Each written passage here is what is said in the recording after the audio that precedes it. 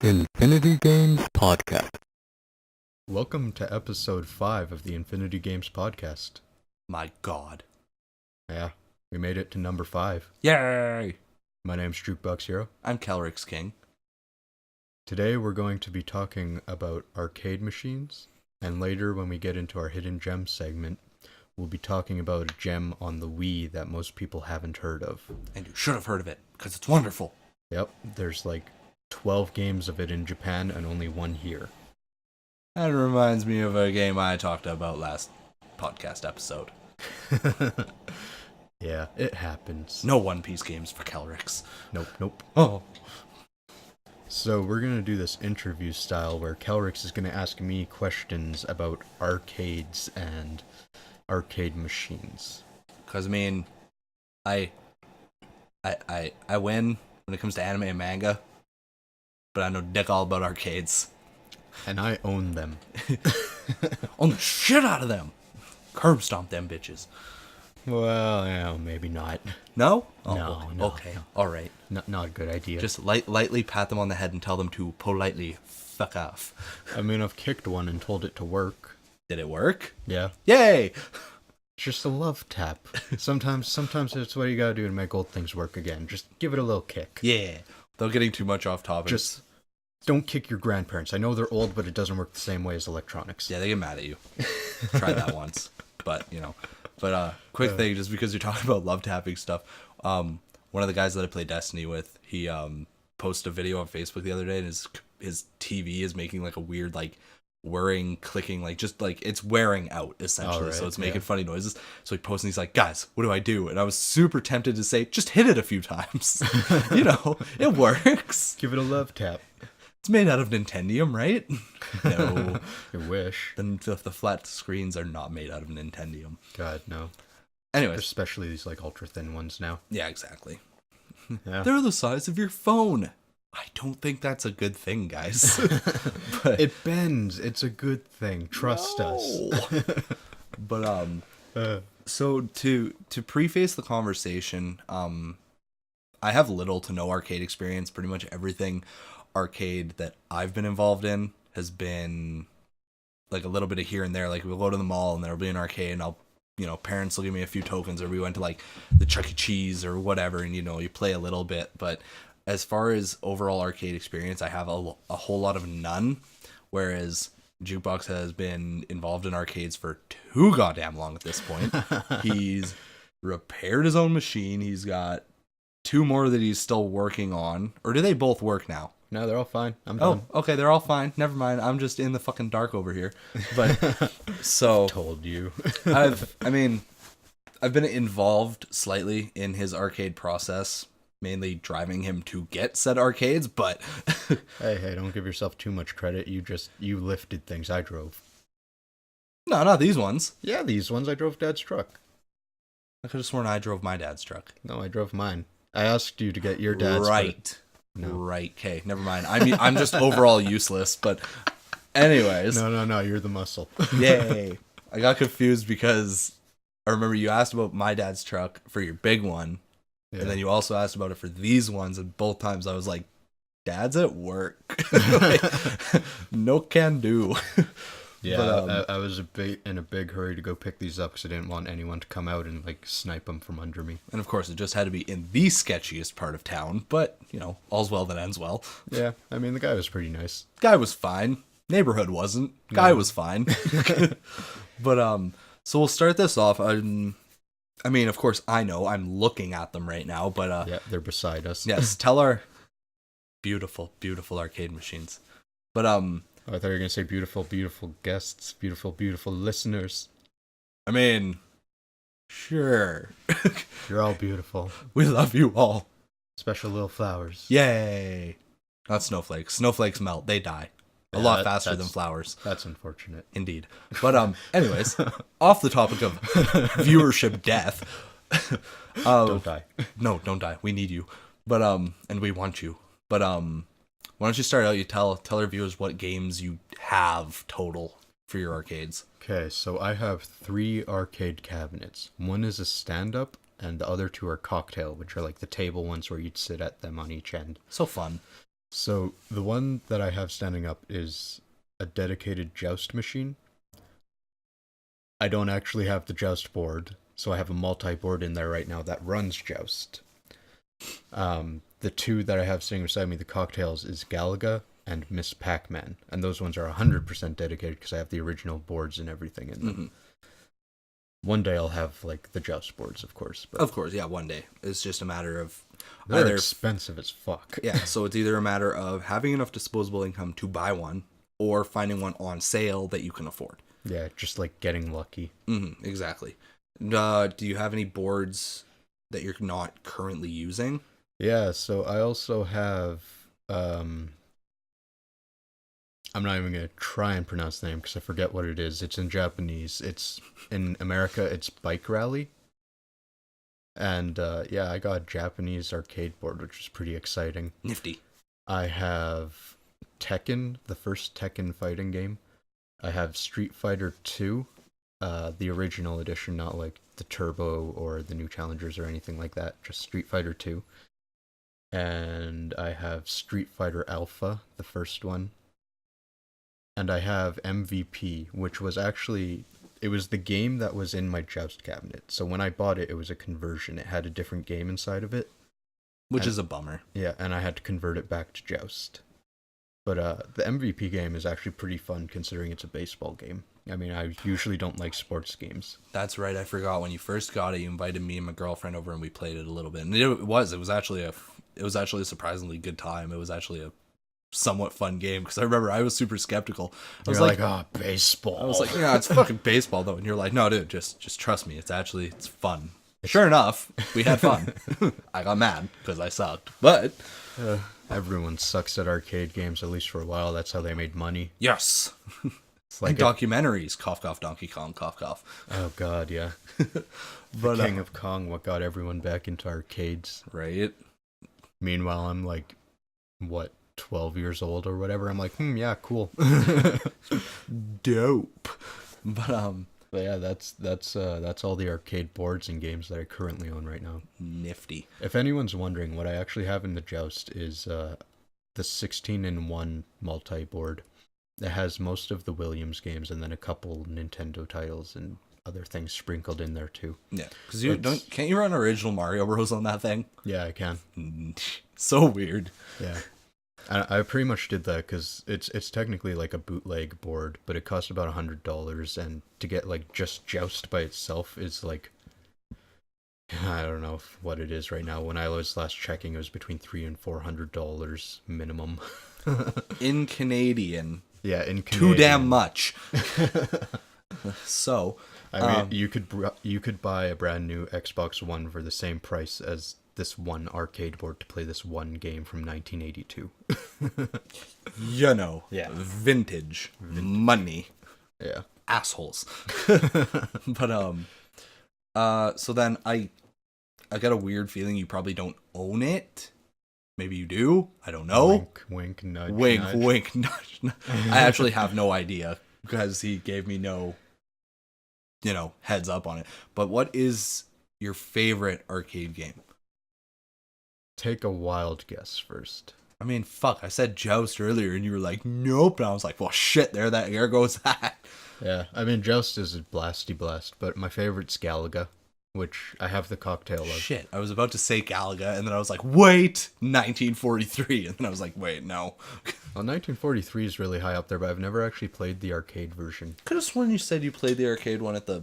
I've played Washer. 1942. Ooh. No, dude, there's like a significant difference. No, I'm aware.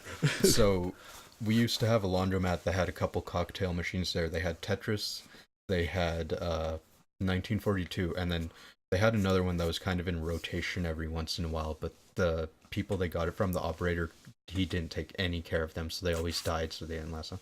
I remember when I first moved to the town I'm in, they had Pac-Man. Yeah. And then they had Mr. Do, which Don't remember Mr. Do. It's crazy fun. It's almost like a Dig Dug ripoff, but it has enough new mechanics to make it fun. And I actually have Do Run Run on the Joust cabinet in that multi-board. Is that like Doki Doki Panic? No. I'm kidding. No, but just as fun. It was a stupid pun. Never mind. I'm ashamed of myself. Seppuku. Be ashamed. All right, so... But, hold on a sec. Go. Fuck, I can't remember the other games, but 1942... I actually have 1942 and 1943 on the NES, so those ports. The NES port of 1942 is almost exact to the arcade. Mm-hmm. So if you look up gameplay of that, it's very, very basic and whatnot. But by the time 1943 came out, the arcade boards and like the CPUs they were using, all that stuff were so advanced that the graphics comparison is just like, I mean, you can't even compare them. Like it's night and day. Yeah, like... It's like comparing a Super NES game to an NES game. Is how big of a difference it is. Super identical. Well, all super puns. Oh god. But yeah, so you Galaga. said... Shit, now I just forgot. What was your favorite one again? Galaga. That's it. Yeah. This thing to my left. If you haven't played Galaga... Give us back your gamer card. Yes, I was about to make that pun, but I forgot how to do it. Oh god, that was a thing back in like 2008 when the two of us were getting into like classic games and stuff like that. Screw Attack, they had like a joke about if you hadn't played Galaga, you weren't a real gamer and you had to hand in your gamer card. To this day, that's probably one of their best top 10 videos. Like they're still doing them all the time, and it was the best thing ever because the one guy was like, I think Galaga was like number 2 or 3. It was really high up on the list. I think it was number 1. Was it number 1? I think so. Could have sworn there was more after it, but anyways, I don't know. Like irrelevant. But pretty much how the scene plays out is they announce Galaga, and then the main guy Craig, he's like, and if you haven't played Galaga, we might as well come and rip up your gamer card. Then all of a sudden they're kicking in some kid's door. They're like, have you played Galaga? And he's like, what's Galaga? And it's got to be their nephew or. Yeah, niece or nephew. Niece or nephew or brother, or something like that, right? Some family related thing, because the kid's just grinning from ear to ear the whole time. And he's like, what's Galaga? And he's like, what? And he's like, played some Gears of War, though. You want to play that? And he's the hands of the Xbox controller. He's like, do you have a gamer card? And he's like, yeah. Can I see it? Yeah, hands with the gamer card. He's like, ha, ha, ha, rip, ha. Throws it in his face and walks out. And it's just like... Brutal. Shit. Brutal. That little kid got wrecked.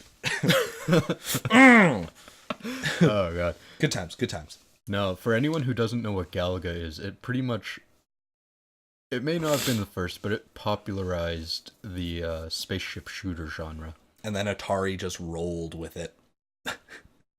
Wrong company. I mean, no, I know. But I'm saying, like, Atari, space. Oh, yeah. Fucking everything Atari puts out has space. Or star. But yeah, so your ship on the bottom, you move left and right. Enemies fly in from the top and you shoot them. Yep. Basic as can be. It kind of played off of what Space Invaders did before it, but just way better. Just added more dynamics and it made it more free flow. And I mean, I don't want to be an ass, but it made it a lot more pleasing to the eye, though. Because it was also, there was a lot more movement. There was colors. And, boom. Yeah, like the original Space Invaders didn't actually have any color. It was black and white. Mm-hmm. It wasn't until later in the 80s where they actually re-released it as Space Invaders Deluxe, and they also did Asteroids Deluxe, where it had this cool, like, back glass, so it had, like, a poster underneath reflecting off the back glass, and the game was reflecting, so it looked almost like 3D space. Crazy. With colors. Good old fucking, like, 80s technology. Yeah. I mean, it worked. Yeah, it did. It looked pretty. Looked fucking awesome. Still does to this day, but... Anyways, I digress. So then, moving on from your favorite game, what's your best overall arcade memory? Whether it's playing or building it or whatever, just...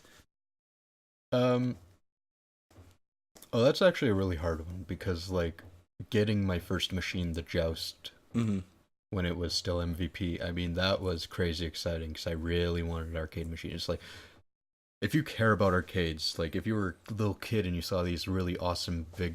like video game machines, you're like, wow, so cool, I want one of those in my house, blah blah blah. Yeah.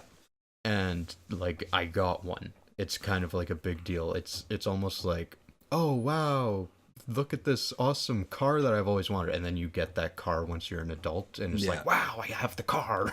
Yeah, exactly. Maybe not as big, but I mean, still pretty big. Yeah, it's the same area of like you have all this hype for something that you want one day, and then eventually you have it, and it's just like, holy fucking shit, I did it. And then it's like, fuck, now what? Yeah, so I mean, it could be that, or like when I was a kid, I never really had experiences in actual arcades. Like most of the ones with classic games like these had already died out. Yeah. And like Chuck E. Cheese, it was all redemption games and stuff.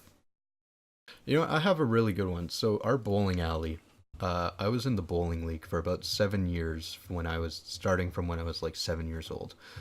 And the first owner, he had a small kind of, I'd call it maybe like cubby space or something. It was like a really tiny room that had a pinball machine and maybe 4 arcade machines. Mm-hmm. And they had, the pinball machine was Terminator 2. So whenever I went bowling, every time I got a strike, my dad would give me a quarter.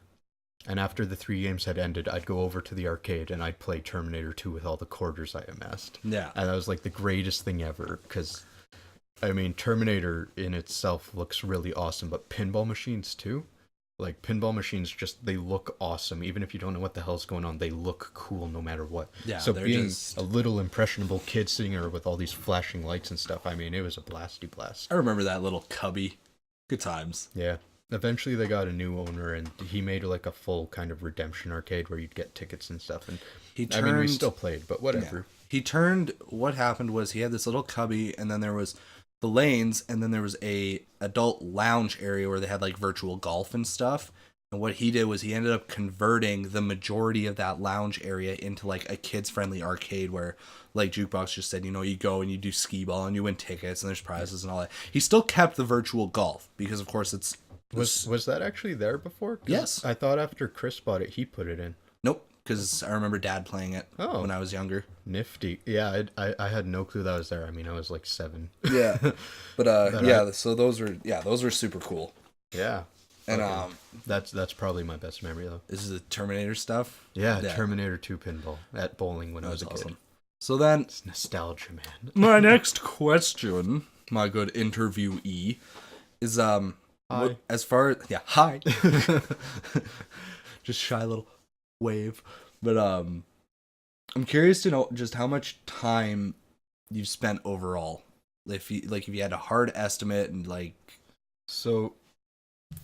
For my arcade cabinets, because it's almost impossible to buy these things without something being wrong that you have to fix.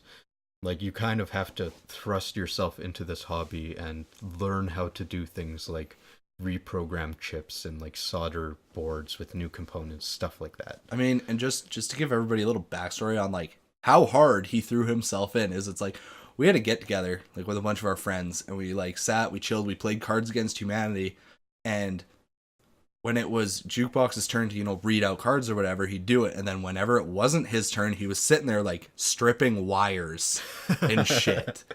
I'm like, dude, what are you doing? He's like, oh, I'm just getting ready so that, like, later on, like, it's done and I can just get into it. I'm like, it's fucking 9:30 at night. Like, yeah, I had a lot of late nights up at, like, 2 a.m, just, like, soldering things. Nah, I'm just like, yeah, well, I mean, if you're fucking having fun, give her, you know. Yep.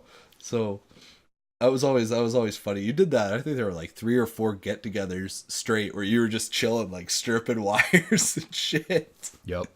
But yeah, so the amount of time, because when I got that joust, it had like 7 layers of different paints over top the original artwork. I had to strip all that shit off and like repaint it myself. And I'm a cheap ass, so like, doing this as cheaply as possible, like I had to get a stencil. I'm not going to buy a stencil for the artwork for $100. So I literally got some like see-through sticky like a roll of, what the fuck would that be? I don't know, hard to say. I could have sworn you did it with like construction paper or something. Well, kind of. So there's like, essentially it's a super big tube of tape, more or less. And I laid that over the entirety of the thing so it was sealed down.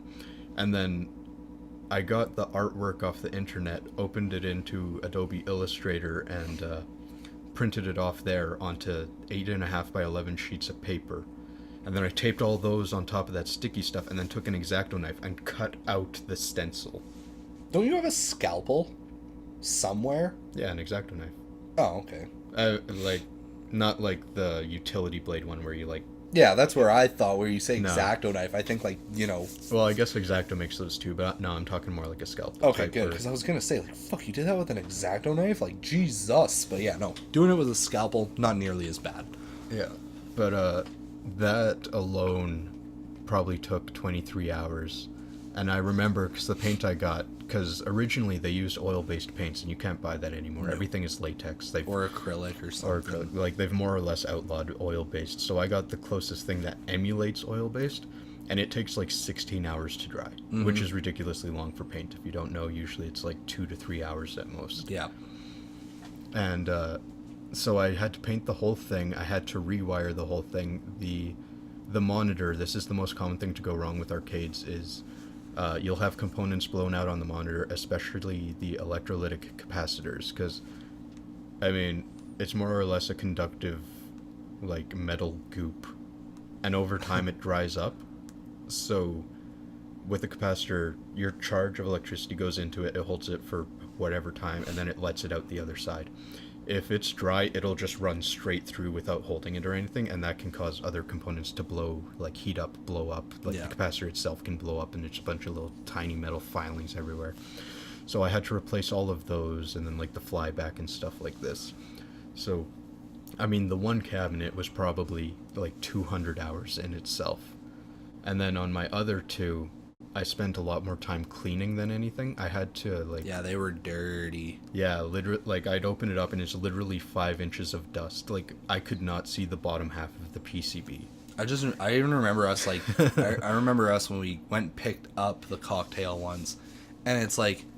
We picked them up and immediately it's like, what is sticking to our hands? And it was like somebody had spilled like a Coke or something all over them. Yeah. They were gross, man. So on the Miss Pac-Man one, it actually, someone spilt Coke on top of it at some point, and it seeped underneath and stuck to the overlay where it says Miss Pac-Man and stuff. And I had to clean all that up. And yeah, good times. The treasures I found in those was like a coffee stir stick, a sugar packet, and a cigarette butt. Nice. Fucking nice. And like 1 penny. I imagine you to find like some extinct species under that. Like, oh, crikey. Look at that. I actually don't know what that is. Yeah, the dust bunnies were alive. Yeah, they had become sentient beings. So the first time I plugged in Galaga, because it needed the most work, because I had to... Or no, Miss Pac-Man, because I pretty much had to rebuild the entirety of the monitor. I had to order a bunch of parts and pretty much replace everything on that board. Yeah, Galaga worked right away, didn't it? Or didn't it work after you, like, you tinkered with it for, I think, like 15 minutes? Because I went home that night, and you texted me like a half hour later saying Galaga was up and going. Yeah, that's a common thing. If you're looking for arcade machines, it's called an interlock switch, and pretty much what it does, if you have the coin door open, which you need to have it open to be able to access the insides, open it up, all that stuff, the switch will open and it will not allow electricity through, so you have less of a chance of shocking yourself and whatnot. You can turn that switch off, and then it'll let electricity through. What was happening is, even when the door was closed, it wasn't hitting that switch, so I pretty much just taped it down, and Galaga worked. Nice. I mean, I had a lot of work to do. I had to clean up the monitor and stuff, but as it sits, it still works, and even if it does fail, I have a cap kit, so I could replace the components of the monitor if I needed. Which is good. Yeah. But with Miss Pac-Man, I plugged it in. Smoke literally coming out the fucking coin door. Nice. That scared the hell out of me. I'm like, no, don't start a fire. Reminds me of the time my welder exploded. Oh, God. That's a story for another time. Yeah, I almost died. Things. End of story. But, yeah, lots and lots of time. And inside of arcades, I mean, as much time as I can. Yeah. You know, a couple hours here and there, I'll go play arcade games, pinball stuff downtown. Well, I mean, like, even when we were in junior high and high school, like, Jukebox had a routine of, school would end, we'd walk across town, well, quote-unquote across town, 10 minutes. Yeah. 15, whatever. That's hardly across town, but... Yeah, it was 20 minutes to the secondhand stores, and I'd go there. Yeah. And then every once in a while, I'd go to that laundromat and play arcade games. Yeah, because it was like where it was. It's like our high school's at one end. You walk 20 minutes directly in one direction. You'd hit the first store. Then the laundromat was like 5 minutes away from that store, coming back towards the high school. And then the other secondhand store was another 5 minutes back towards the high school from the laundromat. So we kind of just like walked to the furthest one, hit the laundromat for like 10 minutes to play a couple of rounds or whatever, and then you hit the other secondhand store and then fuck off on home. Yep. And then I go over and bug him and read all his Nintendo power. Yes. Or I'd come over and play COD. Yay. Yeah. Good old COD. Yeah. I really liked at that laundromat. I guess there's another memory is playing Tetris, because it was the Atari version. So like on the NES, most people know the Nintendo version of Tetris, and like the Tetris music that you know of, do do do do do do do do do. That's from the Nintendo version. Mm-hmm. It was originally made or released by Atari on the NES, kind of with an unlicensed cartridge, which is kind of worth more because it got recalled and whatever else. But that version made it to arcades, and it has 2-player Tetris, which is just wonderful in different play modes and little Russian dancing men and stuff. Can you like fuck each other over by making lines and stuff like that, or am I thinking of like some... I think you might be thinking of like Puyo Puyo. I'm thinking of Kirby Avalanche, never mind. Pretty much Puyo Puyo. Yay! Reskinned with Kirby. Hooray! Yeah, so what's your next question, man? Oh, you know. What is the meaning of life? 42. It's moving on. But no, do you know about that? Yeah, you showed me the article where somebody actually like figured out why the computer says 42 in the Hitchhiker's Guide, and it's just like, damn. Oh, God. You know, I'll tell you guys another podcast. Yay. Look forward to that. Yeah. This has been episode 42. Now let's talk about something. That has to happen. If we get to 42, that's the whole topic. That's it. Yeah, it's just Hitchhiker's Life, the Universe, and everything. Yes. Shit, can we just like skip 37 episodes now? Anyways, I mean, we could. I can title them whatever the fuck I want, right? Hooray! I'm the one who edits. Yay! But all right. So we'll move on to the next question before I fuck ourselves over. But so again, like I'm not super involved in arcades and stuff. Like I played a little here and there at malls or whatever and had fun. But as far as like you to play Galaga and Miss Pac-Man. Yes, I'm terrible at both. Everyone is. But I mean, make up for it in RPGs. But one curiosity I have is I see lots of it on forums and all this, and for the most part they seem pretty good. But what is as someone who's actually a part of it, what's the collecting community like? It's a lot better than the video game collecting community. Sons of bitches. Yeah, for real. So, like, when I bought my Joust arcade, the guy was just so excited to have someone else coming into the community, and he could tell, like, I actually wanted to, like, rebuild this thing. I wasn't just going to make a MAME cabinet out of it or something like that. So, like, he gave me an extra monitor. It doesn't work, but the fact that he gave me one is great. He gave me all these extra, like, game boards and stuff, because I was originally just going to get the cabinet, and he gave me, like, the 4 other boards that I use. It's one of those things. It's just, like, a general respect of stuff, right? Yeah. Like, I'm part of, like, Facebook groups and stuff, and again, it's not the same thing, but it's a similar concept, and it's, like, I've had people ask me in the comments, like, oh, what would you recommend for anime and stuff, and I'm like, I'm not gonna be a psychopath right now like I normally am, but I'm like, do you want like a couple of recommendations? Do you want me to go like full fucking bore? And if they're like, no, just a couple here and there, I'm like, okay, well, I love One Piece to death. This is good based on what else you've read and stuff, and I'll be fucking chill about it. But if somebody's like, no, fuck me up, I'm like, let's go. Here's like 100 things. Watch them right now, all at once. 100 monitors. I mean, yeah, exactly. Like you need everything at once. Tape your eyes open. Fucking, you're not sleeping for 2 months. But oh god. So yeah, it's nothing. No, it's not nearly as cutthroat as the video game collecting. So like they're so excited to get people into it. They'll help you out if you're trying to find stuff. Like in the video game collecting community, if there's, say you're at a secondhand store, there's Donkey Kong Country on Super NES, it's $5. That's a great deal. It's a great game. Say you have 3 collectors in that store to see it. First person to die for it's going to get it, and someone else is probably going to try and grab it out of your hands.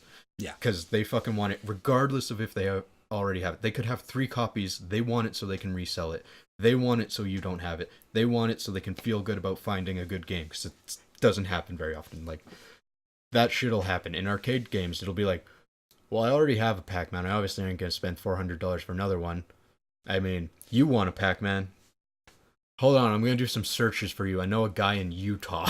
Yeah, right? Like, I will get you a hookup. Yeah, so it's super swell, and if anyone wants to get into the community, the first thing you're going to do is go to KLOV, the Killer List of Video Games. Those forums, that is like the hub for arcade collecting. You say, hello, I want this, I like this, I know nothing, and they will help you out from start to finish. They'll get you hooked up.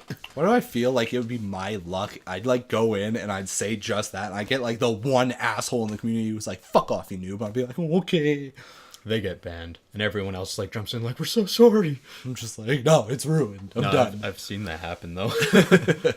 It's good times when shit like that happens. Oh, yeah. It's one of those fucked up things. It's like, you know, we get shit on, the nerds, and we get shit on by all the sports jocks and stuff, because our shit's stupid. And I'm like, yeah, I remember the time that League of Legends tournament turned into a fucking riot.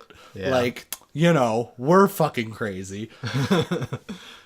Our shit can be cool. Yeah, my mom says so. But never let anybody lie to you. Doesn't. No. But my mom judges me too. You're not alone. It's fine. So well, that's good. It's good that the community is a lot better than some. You see so much stuff all the time about toxic video game communities and all this and all that, and it's like it's nice to hear about like one community that, like, you know, for the like the majority 90%, 95% of is just like super helpful, chill, like, this is what you're gonna do, like, I know a guy, et cetera, right? Whereas just to compare to like the video game community, it's like if I wanted to start like getting hardcore into Overwatch and I posted in a forum and I was like, these are the characters I like, I would immediately get shat on for my character choice, no matter what. I could say that I want to play the 4 like most popular, well-rounded characters, and immediately I get hit with, oh, well, what the fuck? Too many people play those. Play somebody more diverse. Video game communities, video game communities are poison. So it's nice to hear about the arcade community being like solid and chilled out. I can tell you the worst thing though is, and most people are understanding. Every once in a while, you'll get an asshat who's like, oh no, fuck that. Yeah, it's when you're getting into the community and you want to make a MAME machine.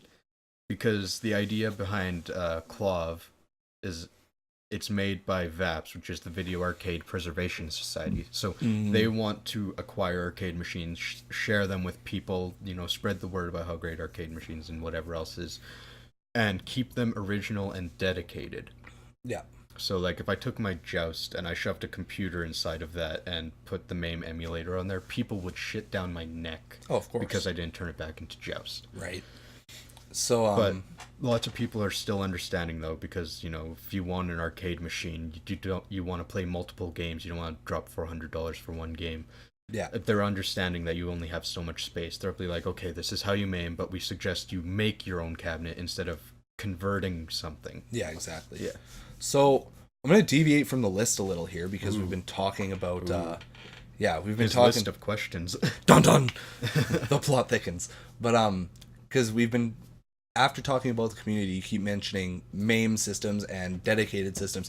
And, of course, the idea of a dedicated system kind of speaks for itself, is, I would assume, and to my understanding, it's like your cabinet says this is the game and it has only that game inside of it. Yep. Or if you, for the most part. Or if, for whatever reason, like you have to, where you run a multi-board, your main game that boots up on start is the game of the cabinet. Yeah. Right? Like if I go turn on your Joust cabinet right now, even though it has a multi-board in it, I'm not going to get a selection screen. It's going to open straight to Joust until you go inside and fuck with it and allow the multi-board to give me the option, right? Technically, it's still not dedicated because it has the multi-board. Yeah. But it's fucking close enough. Come on, give me some slack. No, yeah, you get slack. Well, I mean, and it's just that too. If some random person came over and they were like, "Oh, dope, you have a Joust cabinet," they're not gonna boot it up and immediately be like, "You have a fucking multi-board in this, don't you, you bastard?" Like, no, like not unless they're a hardcore collector. Not unless they're super hardcore. So clearly, dedicated cabinet it's the specialized board of what the cabinet says. If it's pretty much, yeah. If it's fucking Smash TV, it's a Smash TV board. If it's Galaga, it's a Galaga board, and that's just how it is, right? Yeah. So explain to me what a MAME system is. So MAME stands for Multiple Arcade Machine Emulator. So if you've ever had an emulator on your computer for a console, Literally everybody that has a computer has done that. so yeah, if you have something like Nestopia or give me some names. VBA. Yeah, that's the one I was thinking of. I'm trying to remember what the Super Nintendo one I used to have was. I think there's Z Super NES. Yeah, I think there's Dolphin for GameCube, which is a fun pun because that's what the GameCube was, Project Dolphin. Yeah, I believe. So yeah, that's a fun name. That's a fun little pun. So there's everything. So it's an emulator like that, and what it does is it uses the computer hardware to run arcade games.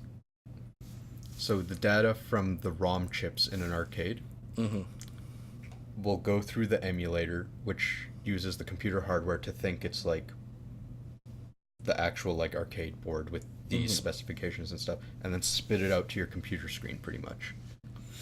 That's about as simple as I can get with emulation, and it's not technically right, but simplifications, guys, come on. So what you can do with that is you can download the ROMs of any arcade game ever, stick them into the MAME emulator, and it will play that game on a computer. Yeah. So a MAME cabinet would be if you have an arcade cabinet, you put a computer inside, and then you connect that computer to your control panel with like joysticks and buttons. Yeah. So that way you can have all of the arcade games in one cabinet. Which is nifty. Yeah. It is nifty, but again, it's technically illegal. nobody cares. No one cares. No one cares. I care, but no one cares. Nah, Jukebox cares. The people in the community give a shit. Standard people like me, fuck it, I'm gonna do it. Not actually, too much work, but so yeah, I definitely thought that was worth skipping. I definitely felt like what I had next in my little list was maybe more appropriate for our send off on the arcade interview. Yeah. What we'll stop with is I want to know what your next project is as far as arcading. Like, do you have a certain do you have a dedicated console in mind that you want to work towards, or do you have just a general idea of what you want to do next?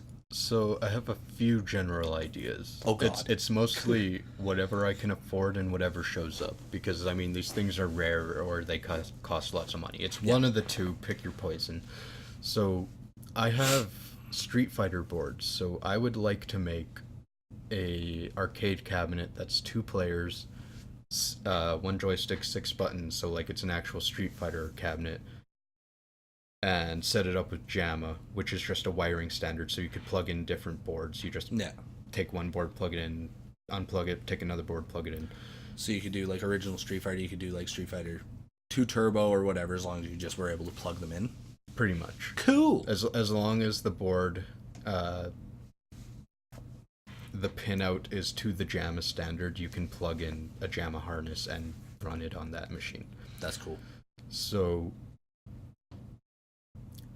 I wouldn't mind building one, but it'd be a lot easier if I could find a Dynamo cabinet, which is what Street Fighter 2s were all put inside of, which is just a generic cabinet, 2 joysticks, 6 buttons. Yeah, and then all you'd have to do potentially is like potentially either give it a new paint job or touch up the paint or just refurbish it like you did with your Joust one. And it would be a lot easier than the Joust one for sure, because that extra monitor that I have is the correct size, because there's different sizes of monitors. There's kind of 2 standards. And it's the 29-inch, which is the bigger one. And if I could get that one to work, because I do know how to fix it, it's just I don't want to dump $100 into fixing it without having a cabinet to put it inside of. Yeah, exactly. So I have the monitor, which I can fix. I have the arcade games, which I can just plug in. Mm-hmm. All I'd really need to do is build a control panel, and I could do that for about $50. Yeah. So the main obstacle is getting the cabinet. Yeah, so pretty well. So what I want to do is I want to make pretty much a fighting game cabinet, or a generic JAMA cabinet, because I do have other JAMA boards I can plug in, or if I want to buy other stuff, because I really like bullet hell shooters and stuff. So good. So if I got like Mars Matrix, I could go plug that in and play that and stuff. It's either that or pinball, which I don't have a pinball machine yet, but I've made it like a goal of mine to pretty much map out our metropolitan area, every pinball machine out there, so I can go play them, because pinball's just ridiculously fun. Yeah. Like, it's a whole other can of worms. Even if you're only playing it for 10 seconds, it's a good time. Yeah. And, like, there's different types of pinball machines, so to stay cheap, I'd probably get, like, an electromechanical. Because the really old pinball machines, they worked off relays and switches, and everything is just electricity, wires, and metal. Whereas the solid-state ones that started coming out after the 70s, which most people remember, and they were technically... they had more stuff to them. They were kind of funner, faster games and stuff like that. They're solid state, so they all use PCBs and motherboards and stuff, and they just cost way more. Yeah. So, like, you could get an EM for a couple $100. You'd have to be hard pressed to find a solid state for less than $1,000. Rough. But yeah. But of course, pinball machines are also more complicated. There's more moving parts and stuff, and everything has to work a lot more in sync and whatnot. And the biggest reason why they cost more, at least for the solid state ones, is because operators can still make money off of them. Yeah. If you stick a Galaga in your local bar, you know, some people will play it, they'll be like, cool, whatever, but I could play that on my iPhone. If you put a pinball machine in there, that thing grabs people's attention, and you can't play that anywhere else. Oh, 100%. So quarters still get shoved in those things. Yeah, absolutely. What you gotta do is put it in a really, really drunk reputation bar and just charge $1. You'll make a killing. See, the most arcades are more or less dead. So, I mean, we have like the Rec Room, which has nothing but massive Mario Kart, Terminator, like Time Crisis type machines. All the ones that cost fucking $2 to play for 20 minutes. Yeah, so they're all drivers or shooters, more or less. What old operators are doing now is they're creating the beercade, or the barcade, which is, you have a bar, which is your main money-making thing. You know, get your drunkards in there, you sell them alcohol. And then you kind of have an area for your arcade, pinballs, machines, and arcade cabinets. And they generally don't make that much money off of them, but, you know, it's kind of the draw to that specific arcade, that specific bar, is that you have the machines. It's something extra rather than just having a bar and a big screen with UFC on it. Yeah, exactly. So, I think that does it mostly for our arcade interview. Yeah, so if anyone listening has any questions, feel free to ask me. I kind of gave like generalized answers there and whatnot. I wasn't going to get into like how you wire a machine or anything. We'd be here all day. I'd fall asleep. But I can help you with that kind of stuff. Yeah, definitely. I can show you the charts. I can show you the world. Oh, God. So, my brain just shut off for like 2 seconds there. That's okay, because we're going into hidden gems. Yay! I'm just going to stick the music in that part where your brain shut off. Nifty. Glad I could be of assistance. So, the hidden gem that we're talking about, we just decided to just collab on one hidden gem, because right now I'm at Jukebox's house, so I can't look at my game shelf and be like, what haven't people played? Like, so we decided we'd just kind of go off one that we both really enjoy. We've played a lot of, and it's called Fortune Street. Yeah. So just a little bit of history on it. The person who created it was actually the designer for Dragon Quest, because it was originally a mini game in Dragon Quest 3. If you kind of fell out of RPGs and stuff back in the day, that's Dragon Warrior 3 in North America. And it was just so fun that he decided it had to be a separate game. Yeah. So, and the guy's name, in case you want to look it up or anything, is Yuji Horii. So he created a separate game, Fortune Street, on the original Famicom. And since then, they made like 12 new games. They're super popular in Japan. Yeah, and only one of them made it to America on the Wii. And it'll probably be the only one we ever get. I hope we get a new one at some point, but yeah, chances of... Yeah, I mean, I highly doubt it, because I'm pretty sure one's came out since it came out. Fortune Street came out in 2011. Yeah. I mean, I can only hope, because I enjoy it a lot. Oh, me too. Like, it was... you know what? We should tell them what it is. Yeah, good idea.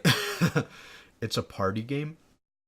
It's similar to Monopoly. Ooh, pick me. Kelryx? Do you like Monopoly? Do you like the stock market? You'll like Fortune Street. Now that I've scared you away, Jukebox will explain how it actually works. Oh, God. So, you have a play board similar to Monopoly. It's got funky shapes sometimes. You roll the dice to move, and you land on property. You buy that property. If someone lands on your property, they have to pay you. As you make your way around this board, there are 4 suits, so clubs, diamonds, hearts, you know the deal. Yeah. You collect all 4 of them, and you make it back to the start space, which is the bank, and you get a promotion, which is money depending on what level you were, how many properties you own. Yeah. I don't know what the other... I think it's criteria. the total level you are and the properties you own. Yeah. You get a small percentile boost for however many properties you own or something like that. Yeah, and then like a base amount. So you get your money and then you go buy more properties and stuff, and the point is to bankrupt the other players. So those are the standard rules. You can also do the advanced rules, which integrates stock market. Kind of. Yeah, it doesn't work like a normal stock market. Yeah, it pretty much creates money out of nothing, but for, you know, the simple and the purpose people who don't know, you know, money markets and stuff, it works good enough. So what you can do is these properties that you're buying, they have different districts. So like 5 properties here, 4 properties there, 4 properties there. Yeah. And you can invest in those districts. So if you buy stocks in District A, where you own property, someone lands on your property, they pay you what they owe you for, like in Monopoly terms, renting. So when they land on the space, they rent it, they pay you your 20 coins or whatever, and then you receive a 20% dividend because you have invested in that district. Yeah. So you will get 20% of 23. So in addition. It also works as if me and Jukebox are playing, and I have properties in District A, and he has properties in District E. If I want to buy stocks in his district, if somebody lands and has to pay him, I will also get a small amount because I have money invested, air quotes, because again, the stocks are all kinds of fucked up as far as the real world is concerned. But I will receive, again, a percentile amount equivalent to however much he just got paid because I have money invested in his properties. Yep, and that amount that you receive, they call it a dividend. Yes. So, sounds complicated. It sounds terrifying. I mean, go watch, I'm pretty sure on Game Grumps or on Steam Train they played it. Go watch that. You'll see how fucking awesome it is and how stupid Ross is. Yes. Cat has cats? Wait, wrong game. Wrong game. Wrong game. We can talk about that one on Hidden Gems another time. Yay! But so as far as how Fortune Street works, like we've gotten to that. As far as you might be listening to this and thinking like that doesn't sound like any amount of fun. Monopoly is already a friend ruiner. I mean, Fortune Street's mostly hilarious, if anything. Yeah. I mean, we once, just for shits and giggles, we set it to autoplay and we capped everything. We capped the bankrupt amount. We capped how much stock you could have, how much money you could total have. I think that game took 8 hours. Yeah, it was crazy long. I think I still have pictures of that on my phone. Yeah, but so when you start the game, properties, whatever, they cost, between 100 and maybe 400. I think the most you land on them, you got to pay between 20 and 100.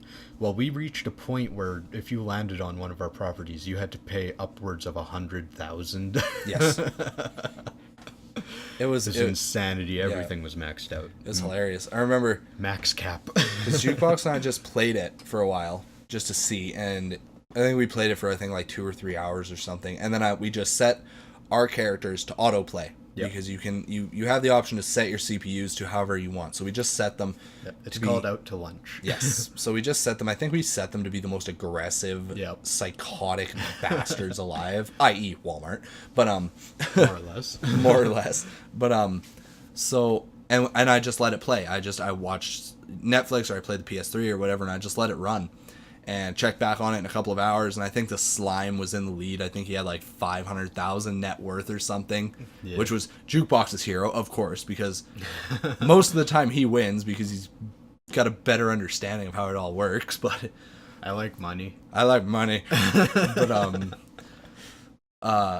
so most of the time he'll win, but it doesn't matter. I still have a blasty blast along with it, because again, most of the fun, in my opinion, is fucking the computers over. And just being able to manipulate their AI into just the worst deals. Yeah. Like, what was it? I gave them a property that was worth like 100 gold, and I got like their most expensive one. Because they were like, I had 3 of the properties in that district, and they held the last one, and I traded them some one off in the middle of buttfuck nowhere to get that. And just so you know, if you get all of the properties in a district, it doubles how much they're all worth. Yep. It boosts how much it costs for somebody to land on it. It boosts the stocks. It boosts how much someone has to pay to buy it off of you. And it also boosts the likelihood of somebody landing on it, right? Actually, it doesn't do that. Well, I mean, like, if you have 4 spaces as opposed to only 2, then technically, but... a nice thing about the game, and the worst thing about the game, is the AI. Yes. Because it has several different settings. They coded so many different ways that an AI can work, so... when you go out to lunch, you can kind of select those settings, but when you select your computer players, assuming you don't have 4 friends to play with, they will have different rankings from S to D, I think. Yeah, D is the lowest. And they have different play styles. So, if you're playing with like an S rank or an A rank, it's so rigged that they will roll the dice. If you have like 3 monopolies, they will just skip over to the free spaces where they don't have to pay you. Yep. Yeah, it's so stupid. It's like, because I think the max roll on the dice is 7. Yep. So, like, for example, they'll be on a spot. The next 4 properties in front of them, I'll own. Then there'll be like a freebie spot. And then I'll own the next 2 properties after that. Literally, if they roll 6 out of the 7 numbers, I get paid. And what do they roll? They roll that one fucking number that keeps them safe. Every goddamn time. But I mean, still, it's fun. It's infuriating sometimes, but it's so much fun. Like, it's a party game. We play it as a party game. And especially, get our friends together. Yeah, exactly. If you got 4 people, it's just a good time fucking everybody over. You know what? We never told these guys the, like, really weird draw of it. You play with Mario and Dragon Quest characters. Yeah, it's really weird. Which is the weird combination in the West. But in Japan, I mean, those are 2 crazy popular games, and they've kind of been intermingled since the NES. Yeah. So it kind of makes sense. So yeah, you'll get people, like, of course, you have all the standard Mario characters, you know, Mario, Luigi, Peach, Yoshi, Birdo. Not so much Birdo, but, like, you know what I mean. You'll have, like, your staple Mario characters, and then you have the Dragon Quest characters are a little more varied. Like, there's the slime, obviously, because that's the mascot for Dragon Quest. I love Dragon Lord from the original 4. Yeah. That kind of arc. There's Bianca, who I believe is from Dragon Quest 5. There's Jessica, who's from the super popular Dragon Quest 8. Oh, 8, right. Which is, like, the one that kind of hit it big here in America. Yeah. Because, of course, we got, like, the NES games, but, like, they didn't take off super hardcore. Like, they were really good games. Actually... Or did they take off? I can't remember. So I'll just tell you quickly, because it's kind of interesting. The first Dragon Warrior game, they had a tie-in deal with Nintendo Power. If you got a subscription to Nintendo Power, you'd get the game. So that was their highest selling game in the early days. So they did, I can't even remember, it was a really high number. It was either 100,000 or 1 million. It's one of those 2, but it was really high. And then immediately after that, after the tie-in was gone, it just plummeted. So 2, 3, and 4 continually went down in sales. And nowadays, they continually go up in price. Yeah. Sequentially. Yeah, no. So, there's also, Jessica from Dragon Quest 8. There's Yangus from, I think it's Dragon Quest Monsters, Dragon Quest Joker or something. The one where it's mostly monster fighting. So Rocket Slime or something. Yeah, Rocket Slime or something like that. But yeah, it's still just, I remember the first time Jukebox was like, hey, I got Fortune Street. And I was like, the fuck is that? And he's like, it's Mario with stocks, or it's fucking Monopoly with stocks, sorry. And I was like, I'm gonna go home because you're freaking me the fuck out now. And he's like, no, trust me. And sure enough, we played it, and I was very mad because I lost horribly. But, you know. Happy you played. Yeah, right? I am too. So, I mean, but yeah, it was just that. Like, you booted up and you were like trying to explain to me, towards me, that it wasn't going to be the worst goddamn moment of my life. But and then it wasn't. Close second, but no, it was wonderful. I loved every second of it. It was a fucking wonderful, wonderful time. So I think, you know, if you're still listening, you might be wondering, you know, how do we get characters from Dragon Quest and Mario, two separate companies? The game was developed by Square Enix, the people who own Dragon Quest, and then published by Nintendo. Yeah. So it was a joint effort, and it was one of two that happened on the Wii in 2011. The other is the Mario Sports Mix, which was also made by Square Enix. Yeah. So both of these games are collector's items right now. Yep. Like in their own right, they're hidden gems. They didn't sell that many. The last time I checked at EB Games, it was still $26 in Canada, and the approximate value of the game is like $30 on eBay. So I mean, they're retaining it. It's not like ridiculously expensive, but I mean, it's worth every fucking dollar. It's so fun. You have a sealed copy, don't you? Oh god. So I got my copy. I found a sealed copy. I found another sealed copy. Yep. And I found another sealed copy, and then I found an open copy. Which I got. I literally searched for 4 years for this game, never found it, and then they were just like falling into my lap. Like sealed, like as a collector, I don't want to open sealed copies. So, no, of course not. But like, and I had so many copies, I started like selling them off to my friends at cost and whatnot, and like, hey, this game's fucking amazing. Actually play it. Yeah. And then everyone that I gave it to, they played it and they fucking fell in love. Oh yeah. Like my one buddy who I used to take the bus with into the university there. English major guy. Yeah, him. History major. Whatever. Yeah, so I got him into it, and then he had to buy the game, and then every time he had to get together at his apartment, he was like playing Fortune Street with his friends and stuff, and they got super hardcore like we did. They'd do games that lasted like 8 hours. Oh yeah. And I mean, this game's just like Monopoly. You can play by the actual rules that they give you, the standard rules, and the game will actually go by fairly quickly. Yeah, or you can fuck with it. Yeah, or you can like adjust the rules to be like max everything, stuff like that, and we don't play it forever. We don't actually recommend doing that. Do not max your shit out while you're playing. You will be there forever. Oh god. We literally only did it the one time to see what would happen and how long it would take. And at the end of every game you get like stats. Yep. Right? Like you get to see like where you made a shit ton and where you dipped and where you know how steady you were. If you fucking shot up all of a sudden, you know, maybe you get lucky and like everybody just fucking lands on your expensive squares in a row and you're up there out of the you know. It gives you a line graph with your earnings, and then it gives you kind of how much did you make? What was the most you paid on a property? What was the most you earned on a property? Stuff like that. I think they even do. I think one of the stats is like the total amount earned from like other properties. Oh yeah. And I think the one for the fucking game we did, I think the slime made a lot of money. I think the one you're thinking of is the max you made off someone landing on yours, because it doesn't total it. Maybe. But still, it was just fucking like 100,000. It was also crazy. Like we'll wrap it up pretty quick here, but another crazy thing was, maybe I'll just try and find the picture real quick. But it was, because like Jukebox said earlier, as you're going around the map, you're landing on suits. Yeah. And when you have all four, you go back to the bank and you increase the level, which gives you a little payday. And landing on the bank also allows you to buy or sell stocks or whatever. Yeah. Well, you can sell stocks almost whenever, assuming you are in the red, essentially. Yeah. Whether it's after buying a property, after landing on one, whatever. So the levels, the total level at the end of that like 8-hour game, I think was like, it was ridiculous. It was insanely high. Do I still have it on here?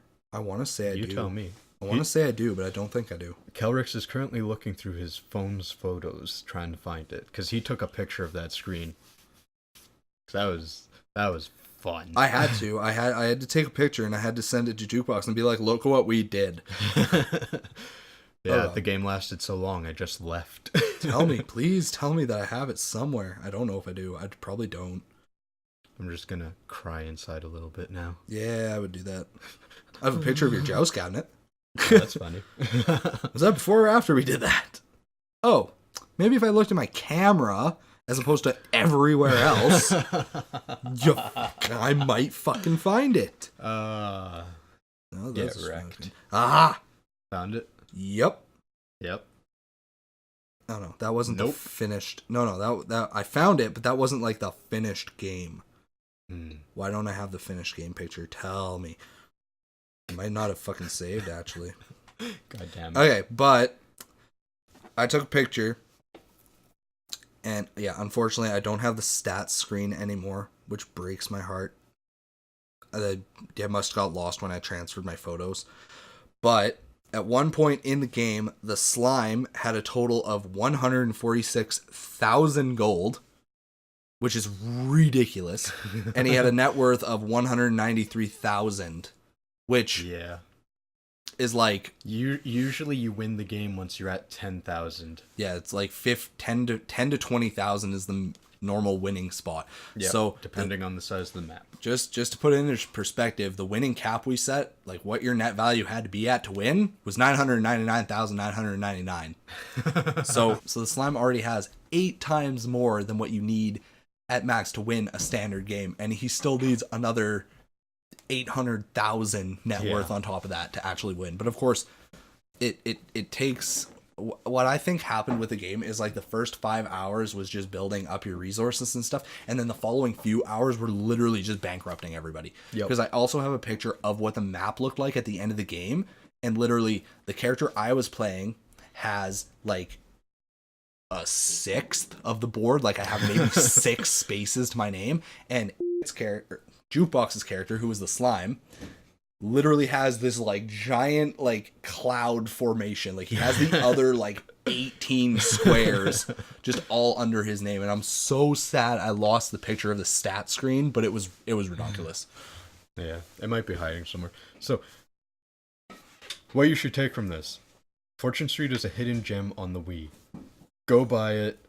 It's Monopoly with stocks, which sounds horrid, but it's ridiculously fucking fun. The fact that it sounds horrid is probably why it's a hidden gem. Exactly. Because people hear that and they're like, ew, no. And then they play it and they're like, oh god, play more. Well, and that's just it too, is it's like you go to a store where, you know, maybe it's a Second Glance or maybe it's an older game store, and you find Fortune Street. And I mean, well, these days you can Google it on your phone and find out. But if you're not super patient, what are you going to do? You're going to look at the cover and be like, what the hell? And then you're going to flip it over, be like, it's fucking Monopoly on the Wii. And then you're going to put it down. Yeah. Right? Yeah. So, but yeah, like Jukebox just said, it's a roaring good time. Especially when you get your friends in on it. Oh, yeah. Especially when they don't understand what they're doing 100%, and you just get to like, mahaha. Yeah. But, I mean, it's easy to pick up on. You go around the board once and you figured it out. Yeah, pretty much. So.